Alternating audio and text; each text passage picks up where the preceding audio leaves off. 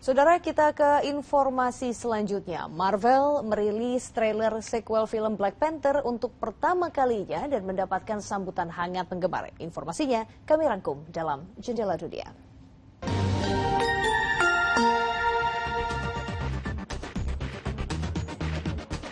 Serangkaian penembakan terjadi di kota Langley, British Columbia, Kanada, Senin waktu setempat.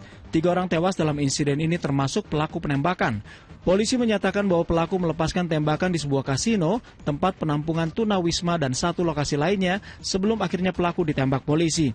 Insiden ini berawal sekitar tengah malam dan berlanjut hingga pagi hari. Selain 2 korban tewas ditembak pelaku, 2 orang lainnya terluka. Dan dari 2 korban terluka, 1 wanita tengah dalam kondisi kritis. Insiden penembakan termasuk jarang terjadi di Kanada. Salah satu penembakan massal terburuk di Kanada terjadi tahun 2020 lalu, di mana 9 orang tewas serta 13 lainnya luka-luka. Beralih ke Kenya, korban tewas dalam kecelakaan bus terus bertambah dan kini menjadi 30 orang. Kecelakaan ini terjadi di dekat jembatan Nifty.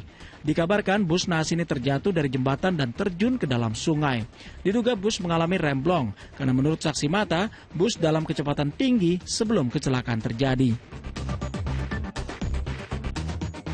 21 orang dan 30 lainnya dirawat di rumah sakit usai menenggak minuman keras oplosan di distrik Botat, Gujarat, India.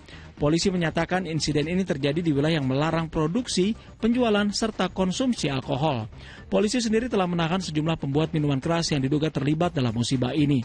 Kematian akibat miras oplosan adalah hal yang kerap terjadi di India, dan bisnis miras oplosan sulit diberantas karena keuntungan yang besar bagi para pembuat minuman keras.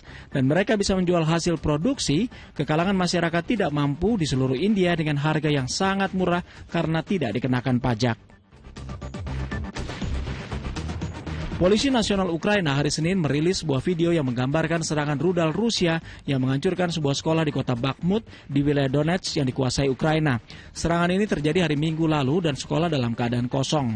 Usai menguasai seluruh wilayah Luhansk, Rusia dikabarkan mulai menyerang ke wilayah Donetsk untuk memerdekakan Donetsk.